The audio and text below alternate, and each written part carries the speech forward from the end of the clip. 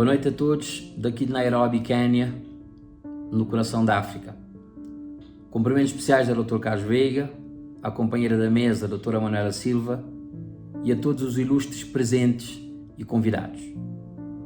É com muita honra e responsabilidade que aceitei o convite do Dr. Carlos Veiga para ser um dos apresentadores desta valiosa obra que compila mais de 25 anos da história política, económica e social de Cabo Verde. 25 anos de um percurso brilhante do país, de ações profundas e transformadoras, as quais perdurarão ainda por mais algumas décadas de impacto no nosso país e na África. Se hoje, em 2023, Cabo Verde é o país número 32 no ranking mundial de democracias e terceiro, às vezes segundo, no ranking africano, esse feito tem uma visão, um líder, uma geração, um trabalho feito e um legado deixado para as gerações seguintes continuarem.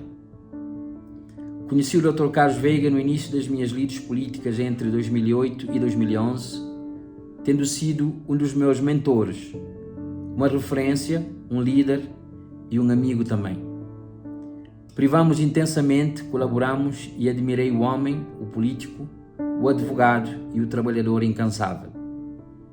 Tive assim o raro privilégio de não o conhecer apenas dos livros e sinto-me honrado de ser uma das testemunhas desse trabalho, desta história, da mensagem forte e desse legado ao país.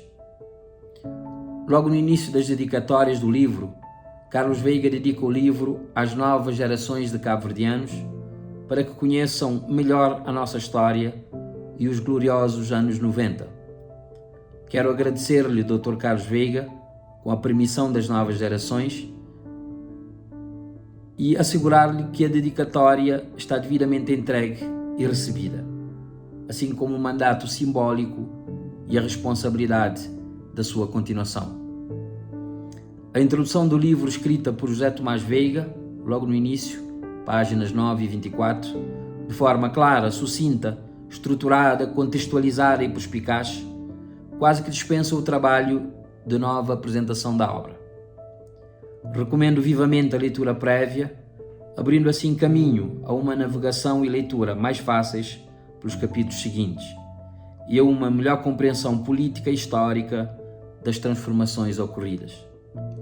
Por isso, para a economia de tempo, dispensamos incursões sobre o que aí foi muito bem escrito.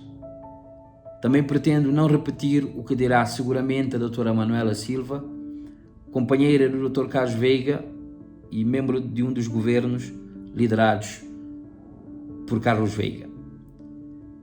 Assim, da leitura e reflexão destas mais de 700 páginas de história comum do nosso povo, gostaria de destacar em jeito pessoal os seguintes aprendizados e significados. Primeiro aprendizado: a necessidade cíclica de rupturas. O percurso de Cabo Verde, de Carlos Veiga e do MPD mostram-nos que a história e os povos não evoluem só de consensos e de continuidades. É preciso vigilância e leituras corretas dos tempos e romper sem medo quando é preciso. Segundo aprendizado, o quão longe chegamos em pouco tempo. De um país sem democracia, nem pluripartidarismo e sem liberdades políticas plenas em 90, chegamos hoje, em apenas 25 anos, ao topo da África e à elite mundial das democracias. Em África, na hora atual, vivemos ainda cenários de repressão de opositores, de vigilância cibernética aos ciberativistas, a remoção de limites constitucionais ao gosto do freguês, a golpes de Estado regulares e a manutenção coerciva de lideranças desfasadas com a realidade e com o interesse comum. Terceiro aprendizado: uma transição política concluída. Em 10 anos, Carlos Veiga e as suas gerações deixaram um país transfigurado positivamente, com uma nova Constituição, a de 92, com separação de poderes, com economia liberalizada, com municipalismo, com melhores condições de vida e com um maior prestígio internacional. Em suma, o novo regime político e o novo país. Quarto aprendizado: as ameaças e fraquezas atuais. Nem tudo é perfeito ainda no quesito democracia e governança em Cabo Verde. O desinteresse pelo voto, ou seja, a abstenção, aumenta de forma galopante, entre 40% a 50%, dependendo das eleições. A cultura política geral é fraca, o eleitorado muito frágil em termos económicos face ao Estado e aos partidos.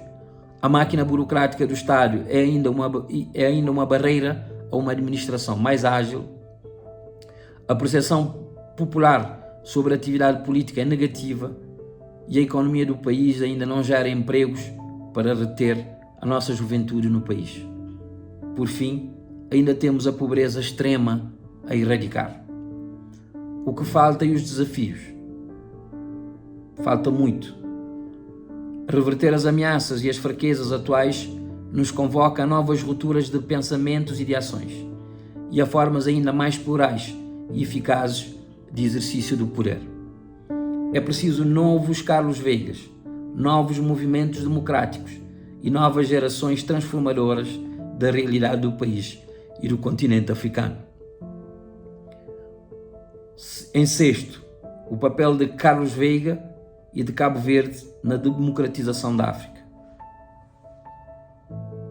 Exposto isto e em suma, o percurso brilhante do país e de Carlos Veiga no quesito democracia catapultam o nosso país e o estadista Carlos Veiga para um nível de grande responsabilidade moral, histórica e pedagógica em todo o continente africano. Cabo Verde deve engajar-se mais com os desafios da democratização em África e Carlos Veiga merece um papel cimeiro de autoridade e prestígio nessa missão. Uma coisa são os estrangeiros virem ensinar a democracia à África, o que acarreta resistências várias, por razões óbvias. Outra coisa é Carlos Veiga, um africano, um homem que liderou de forma brilhante a transição política em Cabo Verde, uma autoridade viva no tema da democracia e dos Estados de Direito no mundo. Que Deus lhe dê muitos mais anos para continuar a inspirar, a escrever e a apoiar a transformação democrática da África que nós queremos. Muito obrigado.